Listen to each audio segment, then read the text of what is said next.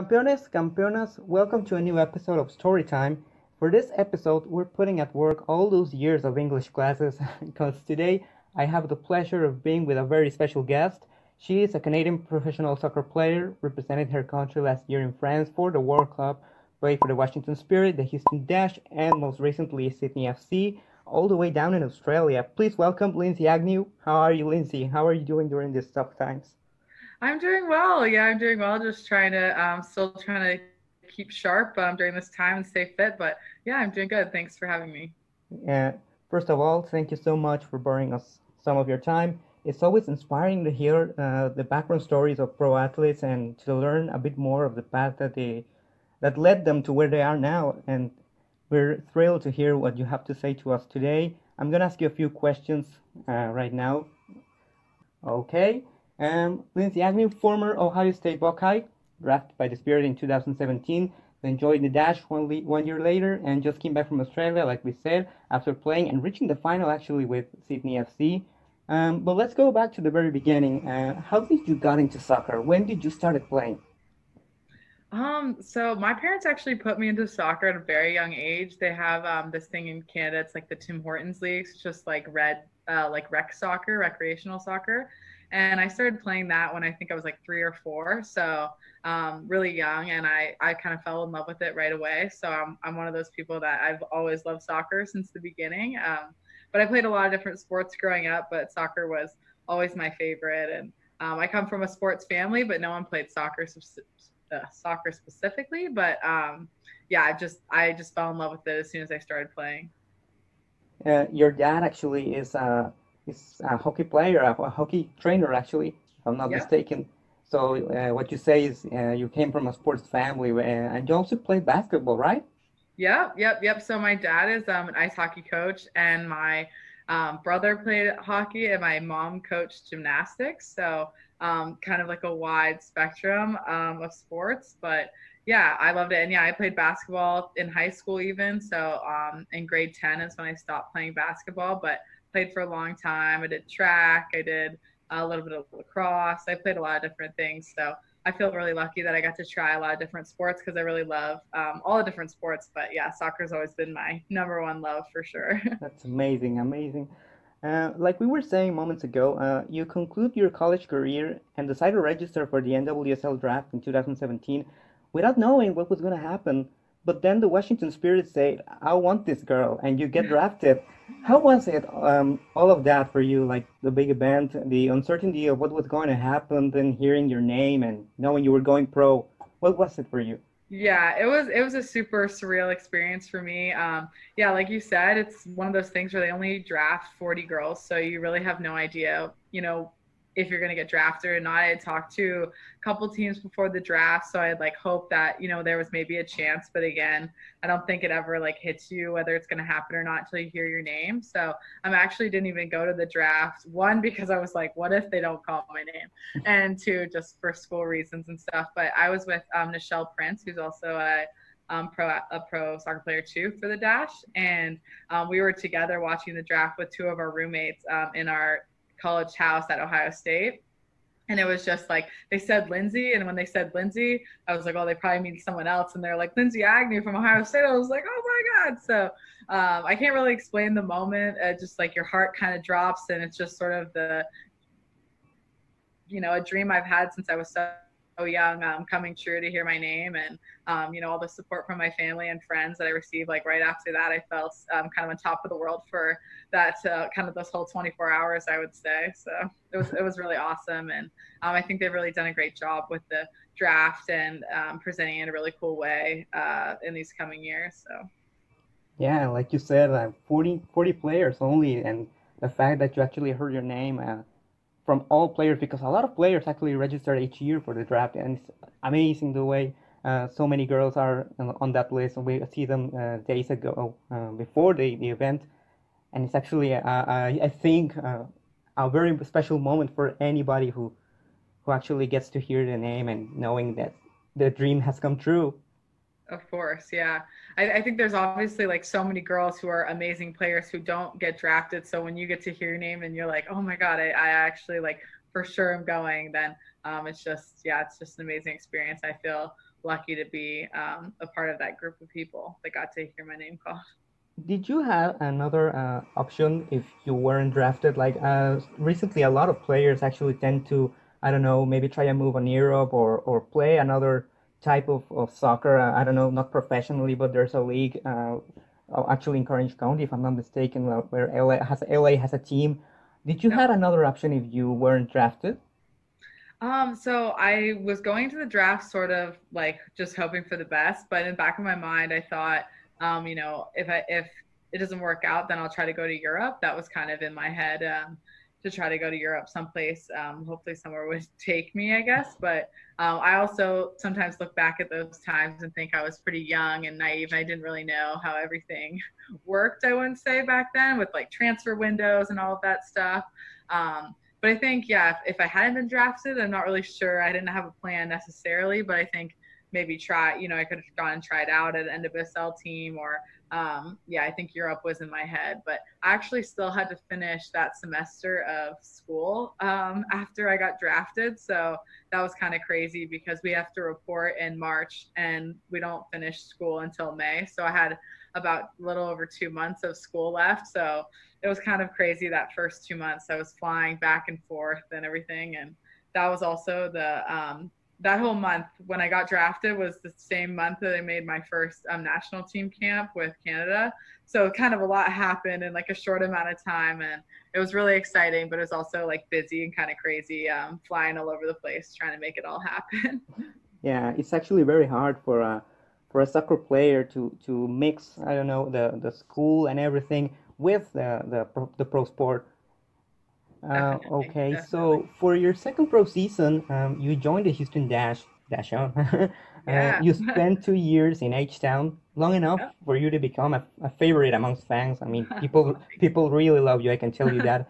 And it's because you had some very important moments, big clearances, key passes, and personally, there's this incredible assist to Nichelle Prince. I just can't forget it was against Sky oh, Blue. And Swinger, and this one in play and tapped in. Nichelle Prince. Your time at the Dash. How were those 2 years for you?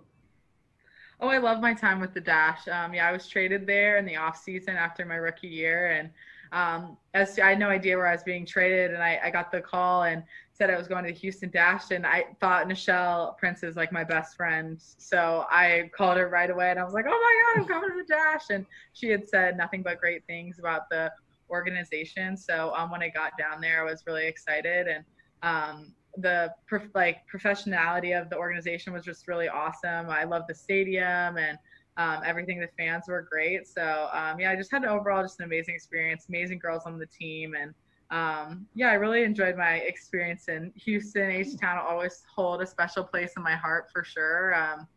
I think, just being able to play in the league still. And I think with Houston, we kind of had our ups and downs as to like making playoffs, trying to make playoffs. But I think we really made a lot of progress in the years that we were there and really gave some teams some run for their money. So, Yeah. yeah. And then just at the very bottom line, just getting to play with my best friend again in pro, and we lived together, and it was just like such an incredible experience. And we still talk about it today. Like, how did that even happen that we got to play 2 years of pro on the same team? So yeah, like you're saying, that assist is just so funny because we've been playing together now for like 8 years or something like that. So it's kind of cool. Yeah, you actually played alongside with Nichelle on college and then the Canadian national team and the 2 years during the Houston Dash. I mean, yeah, it's something like not you don't get to see every day, like No. playing soccer with your best friend in almost every possible scenario. It's amazing. And Yeah. since we're talking about the Dash, in 2018, you were part of the first ever encounter between a Mexican club and the NWSL club. Sorry, it's a little difficult. That's okay. You scored actually that game, and although unfortunately the weather had other ideas and game had to end prematurely, what was it like for you to play against a team like Rayadas? Yeah, it was really awesome. They came to the Dash facilities. We didn't train at the actual stadium. We didn't play, but we played at our practice fields, and it was just like really cool to. I never played a Mexican professional club before, so it was just cool to see that relationship start to grow between NWSL and the Mexican club, and then or Mexican Professional League, and then obviously the next year I wasn't a part of the team when they went because I was gone with national camp, but then they went and played another team in the Mexican League. So it's just a really cool relationship because you see that sometimes with men's soccer, but maybe not as much with women's soccer in the North America area. So I think that's something really cool, and I want to see it progress into more in the next coming years. But it was cool. We had some girls who had played on the Mexican national team, like Bianca Henninger. So she was telling us like the good players in their team to like watch out for, and I remember like her describing the different players. So it's just cool always to see soccer is such an international sport, or football, or whatever you want to call it. So it's just always amazing to play internationally and get to see the other girls and what different style that they bring to the game, because every country kind of has their unique touch, I guess, that they bring to the game. Yeah. And a little add-on, the Dash is not only the first team to ever play against a Mexican club, but it's also the first team that plays against the two best clubs from our league. Like you said, sadly you weren't there for the second game, which has a very bigger impact on both sides. But Tigres won that night actually 2-0, 2-1 actually. They came back from an early Kyle high goal. And it was actually amazing. I mean, the atmosphere Tigres fans bring on their stadium and on the league overall. I mean, you see in Monterrey and the stadium and the atmosphere, everything, the crowd attendance is just way beyond any other club. Like, it's such a privilege to any club to play in Monterrey. And Houston had the opportunity to play against the two of them. And Rayadas has grown way more than Tigres, in my opinion. Since you guys played with them. But Tigres also has done a lot of reinforcements right now, and the league is growing overall, and they are now admitting dual citizenship Mexicans. Before it was only people born in Mexico. Now there's a possibility of signing players who had like the Mexican-American citizenship, like Ari Romero, Bianca, and Ari Calderon, who actually came here to play with Rayadas. Yes, I was gonna say she played for them. Yeah. Yeah, and so Lindsay, first question, because I'm sure a lot of people here in Mexico already want me to ask you, since we're talking about this. To this day, La Liga MX Femenil, the Mexican Women's League, as I said, it does not allow internationals. Eventually it will. We're getting closer to that day. So the question is, would you like to play here at some point in your career? Sure, I would love to. I mean, I think any opportunity that I have to play anywhere is awesome. And I've been to Mexico a few times. So I definitely love the country, and all the people from there are so sweet and nice. And I feel like it's a really cool culture as well to be a part of. So definitely, I love the Mexican Americans, like you said, like both Aries and Bianca, I love them. So I know that they're definitely interested in playing there, or Bianca's maybe not playing anymore, but some of those girls. But I think just really it's awesome that the Mexican League is growing and that they're investing in their professional women's soccer. I think they'll see so many great results from that, not only on the national team level, but just progressing the girls to different clubs and seeing the level of women's soccer in general in Mexico rising. I personally would love to see Canada get a league or get a team in the NWSL. Because I think it's really important for young girls to have that goal and to see those professional players in person and have those role models, because it gives them something to strive for. So I think it's really awesome that Mexico is doing that and investing in the women's game, and it's really exciting, I think. Definitely. And like you said, Canada doesn't have a league yet to develop its players. But something I've always said when I'm talking about Canada, it's that precisely there's no league to develop its players, but the amount of young talent this Canadian national team has over the years is just amazing. I mean, you included Jordan Heidema and Jen Rose and a lot, Jesse Fleming. Although there's no league to develop its players, they tend to develop on different scenarios. It's amazing to see what would be the results of these players with a league to develop and to keep working week by week. I don't know what you think about that. Yeah, no, definitely. I think that a lot of Canadian players that have the ability to go and play in the NCAA system in the American college, which is really awesome. A lot of the top level players get to go and play collegiately at least, but then a lot of players don't have a pro team to go to after that, and then they're internationals in every other league unless they have a different passport. So yeah, I think it's something that's definitely on our radar that we want to see in the future, is just maybe a team, like I said, in the NWSL that makes, you know, Canadians not internationals, or just a league in general for Canadians to grow and play and have that goal to reach that pro level. They just got a men's professional league, and they obviously have some men's teams in the MLS. So yeah, I think we really want to see that for the women's side and for the development of Canada soccer. Yeah, it would be pretty good. It would be pretty good, awesome to see that. Now the World Cup, a Yeah. unique experience. Only the most fortunate ones can talk about. How did you felt when you got that call saying you were selected to represent Canada, your country, at the biggest stage a soccer player can be? Oh yeah, I mean, again, I just can't explain the feeling. Something I've been working hard for 3 years and kind of been stressed out about for 3 years. Obviously, my whole life I wanted to play in it, but I guess, you know, 3 years of straight focus and preparing your body and doing everything you can to be a part of the team. And you know, I'd been going into camps and everything, but like just to hear your name that is going to be on a World Cup roster, I think qualifying was awesome, but then to hear that you were going to be a part of that experience, yeah, it's something I'll never forget, and I'll never take for granted, because it was just, yeah, like you said, it was such an incredible experience, and only comes around every 4 years. So not even pros who play a long time never get to play, and so I feel really fortunate to have been a part of the team. Those week at France, what happened? How were they? You were there right now with the team, living the dream, basically. How was it for you? How did you feel in France? Did you got the chance of explore? I don't know, not exploring the city or something, or did you were all focused on training? How Yeah. was it?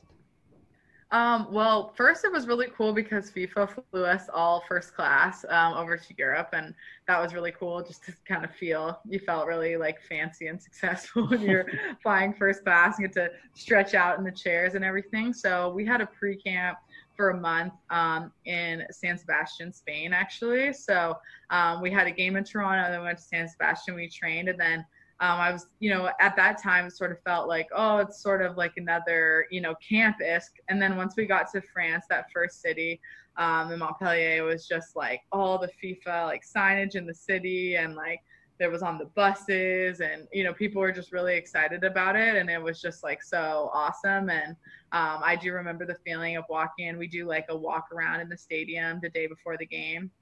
And I remember doing that, and we like walked the way to our locker room and everything, and it was just like, wow, like this is something I've been dreaming of again for so long. So it was just cool to see it all. And then yeah, we like, there was tons of people. My family got to come to the game, so that was really cool. Really cool to see them just up in the stands, you know, up in France, like getting to see, you know, my brother, my dad, and my mom, and my aunt and uncle, like a bunch of people came. But yeah, like all the crowds were amazing. A lot of the, you know, stadiums were like almost at full capacity. And the one game I specifically remember, there was over like, I think there was over 44,000 people at our game against Sweden and at the PSG stadium at Parc de France. And it was just so loud and really, really wild. And yeah, so obviously we wish it would have gone better in terms of results, but walking away with like just an incredible experience. And sorry to talk about, did we get to do anything else? For sure, it's very focused, but there are like moments where we could like walk around the season, and around the city. So I definitely got to explore the city, and most of the hotels were in the city. So it's kind of funny, just couldn't wear your Canada stuff or you might get stopped, but it was just cool to see all the different, the way our path was, we got to start in southern France, and we kind of made our way up. We're in the Alps, and then we went to Paris. So kind of hit up all the, you know, big parts of France, which was really cool, besides North France, I guess we didn't make it to. But yeah, just overall awesome. And I think one cool experience too was we played the Netherlands, and they had like a crazy amount of Dutch fans that they brought with them, and they would do like a parade on the day of the game. So we were right next to the hotel, or right next to the stadium, and our last game of group play, and we just hear all these banging and drums, and I look outside the window, and like this whole sea of orange is like going across the bridge over to the stadium. So it was just really cool to see all the excitement, whether that be for cheering for us or not, but just all the excitement surrounding the game. Yeah, because I mean, in the end, it's showing that the people is actually caring even more about women's sport, and I think at the end of the day, that's the most important thing. That they go, that they watch the games, that they go support their teams, and like you said, a whole city changes when it's about a World Cup. And I think it may be different for you as a women's soccer player to watch, I don't know, that all the typos and the posters and everything, knowing that each day that's going on, each event every 4 years, maybe when it happened all the way back in Canada, there wasn't that much of how do you say exposure Right. to the women's sport, and it's amazing to see how much it has grown and how much people are actually consuming it. Definitely. Yeah, no, definitely. I've seen, yeah, just in the time that I've even been a pro, just the progress of the game has been incredible. So I hope to see it continue in that trajectory. And yeah, no, but definitely France did an unbelievable job with the World Cup. So it was really exciting. And, the bid for the next World Cup is coming up, I think, towards the end of June. I think they're making the decision. So actually, Australia is up for it. So yeah, I would hope that whatever country gets the next bid, really learns from some of the stuff France did, because I think they really did an awesome job. Yeah, definitely. Who were did you rooting for in the final? The USA or the Netherlands? Oh, I don't know if I can say that. Oh, I'm just kidding. And that one was a tough one for me, because US is obviously a huge rival of ours, but then Netherlands beat us in our group, so yeah. I was not really cheering for either of them, probably. Can they all lose? Yeah, exactly. I wanted to be there, so honestly, watching the final was pretty tough, Yeah. because it's something that we had talked like we were going to be there. You know what I mean? So yeah, it was tough. Once you get out, that's the thing that people don't talk about all the time. But when you get knocked out, it's just so like deflate, and you get like within 48 hours. Luckily, Canada actually provided us an extra day that we got to stay. But otherwise, if they didn't do that, then we'd have been out the next day. So it's Wow. kind of wild, kind of a whirlwind. Like you do this huge big thing, and then all of a sudden you're like back home. So Yeah. definitely a crazy experience. But Well, that's amazing. Changing the subject to even more recent events. These last days, it has been said a lot that the NWSL plans to make this season as a 1 month tournament between the 9 teams in Utah during June and July. What are your thoughts about this? Is it too early, too risky, a good idea, a bad idea? yeah, I mean, obviously, I'm no healthcare professional or anything. I don't really know anything behind that, but I think it's if they approve of it, and if the government the governments are starting to open up, and if the doctors and everything think it's okay, then I think it's a cool opportunity. I know that a lot of work has gone in behind the scenes to try to make this happen, just to give the fans and the players something to play for the season in general. And I think they're really trying to do a lot of precautions to make it happen. So I personally think it's a cool experience. I think that it's better than nothing. One, obviously everyone would Definitely. like to have a full season, but a tournament would be just a way to get some games in, and get the players, like obviously a lot of players have been working so hard in these months, and then to not get anything would be really too bad. So I think it's exciting, honestly, that they're doing this for us, and putting in all the measures to make sure it's safe and healthy for players and staff and everything. Definitely. During your college years, and if I'm not mistaken, also your first pro season, you played forward, right? Yep. When did that right back position change came and why? Yeah, so it's kind of an interesting story. So I played forward most of my career, but my first Canadian national camp, I was a U17. There was U17 camp, and the coach there we did a fitness test, and the next day I was outside back. So I think we needed like fit players to play on the outside, so I think he just tried me there. And then kind of with Canada, I always played outside back from then forward, my first U17 camp, but always I was playing I always played outside back with them. But then when I go back from my club team or with my college team, I was a forward. And then, yeah, my first year in Spirit, I played forward as well. And then, but then with the national team stuff coming, I was again playing outside back with them. So then when I got traded, Houston just wanted me as a outside back. And I just decided sort of that I would just try to commit to that position full time, and try to see like where I could go with that position. But yeah, I definitely miss my forward days a lot because they're just scoring goals. Yeah, scoring goals. All the glory is in the forward position, and get to be more creative, and it's not so stressful. I feel like all the defenders out there, you guys deserve a pat on the back because it's definitely a disciplined and stressful position to play. But I do love it too, and I grow to love it more and more always. So.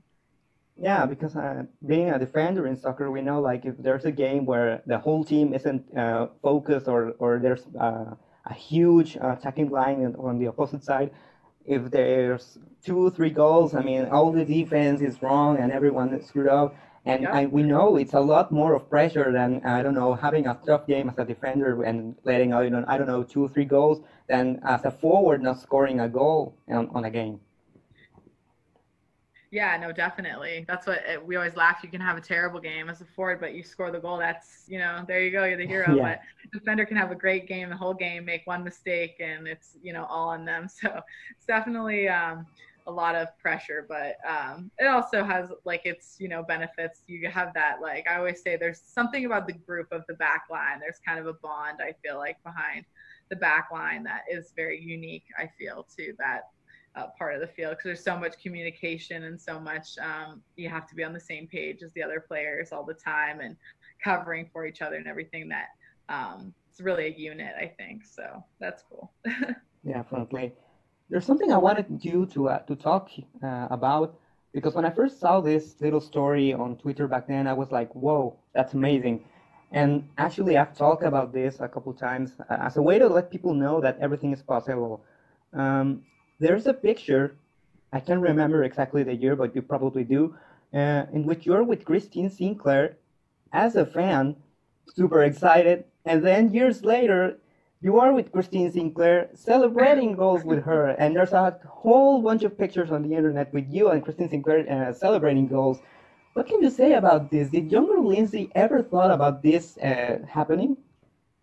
Yeah, I know for sure. It's kind of funny because, yeah, I mean, to a lot of Canadian girls, and especially me, like Christine Sinclair was, a hero of mine. I had like posters of her. Like I watched her in like the London Olympics, and she was just like, larger than life. And so, yeah, I got to meet her before, and I was like all red and nervous and everything, just to meet her. And then, yeah, then I remember the first national camp, I was like in the elevator with her. And she walked in. I was like, oh God, I need to play it cool. But like, she's my hero. Like she's right there. But the one thing I always say about Sinky is, a lot of times you meet your heroes and sometimes they don't live up to your expectations. Like, you blow them up to be this bigger thing than they are. But Sinky, I would say, does and more. She's such a great person, both on and off the field, and a great leader, and obviously an amazing player.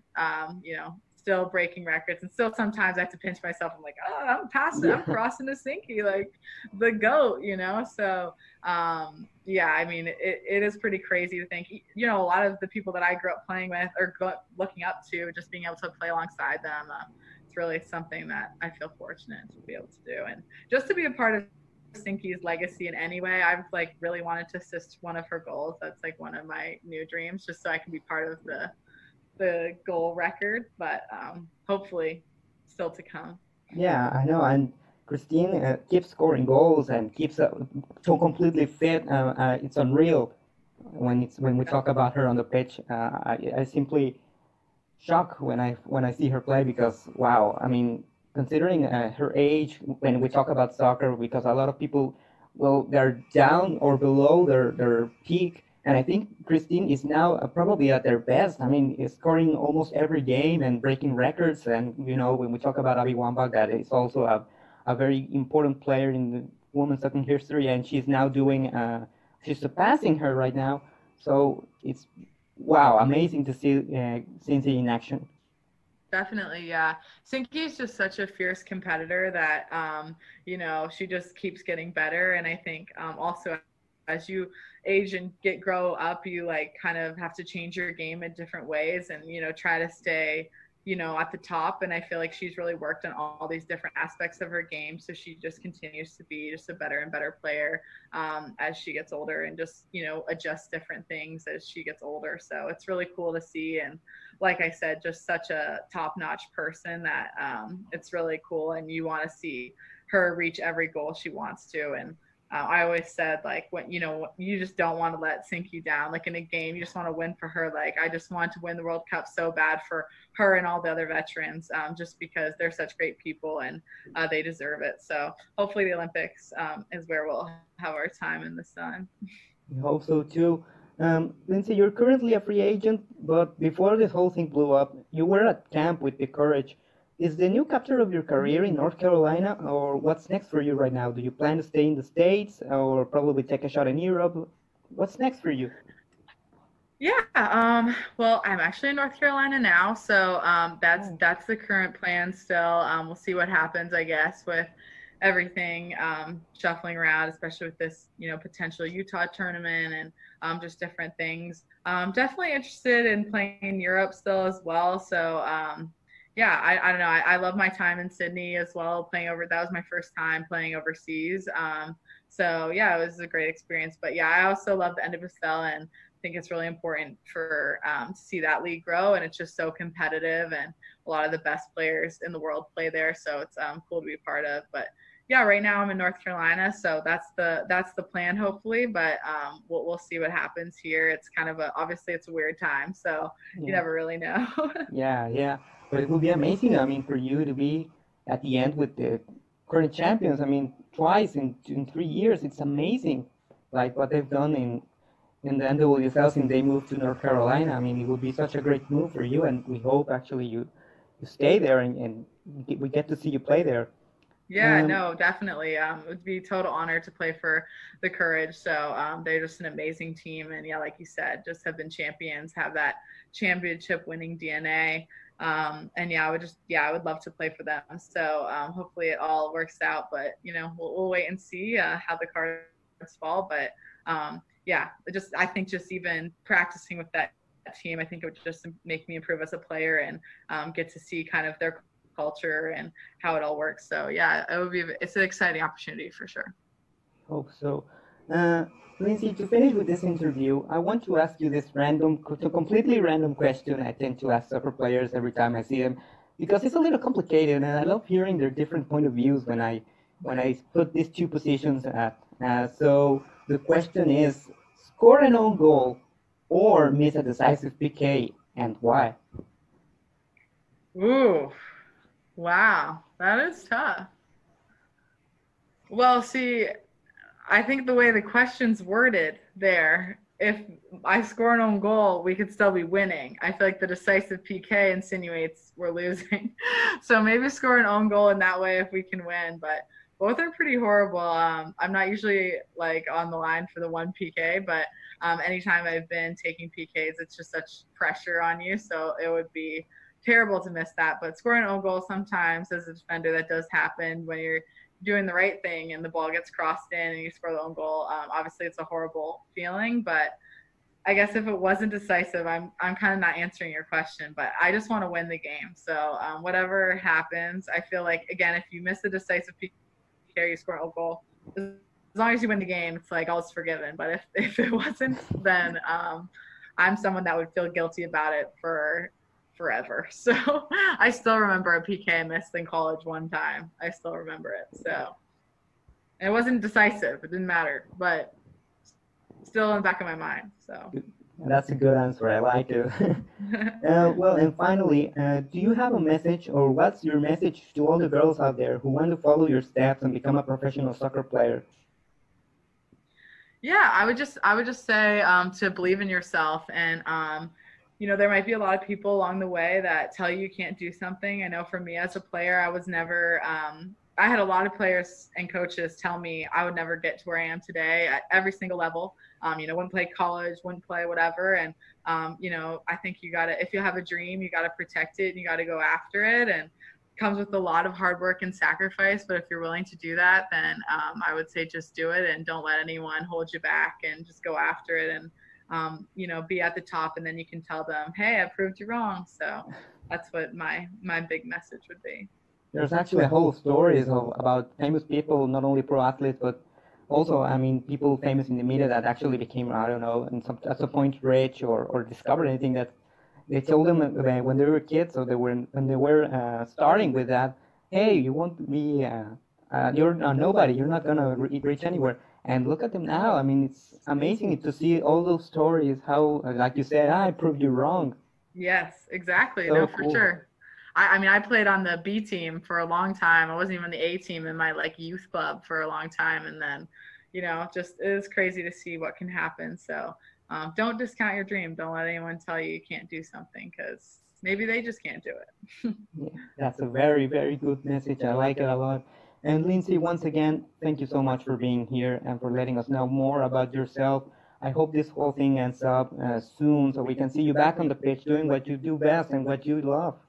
Thank you. Yes, you too. Hope you're staying healthy and safe and keeping happy during this time because I know it can be crazy times, but hopefully we'll all be out living normal life again soon. But thank you for having me. Yeah, definitely. We hope everything gets back to normal. And for you guys, Lindsay's social media are going to be here on the screen. So make sure to give her a follow right now and also follow us for more videos and women's soccer content every day nonstop. Lindsay, take care and stay safe. Thank you so much. Thank you.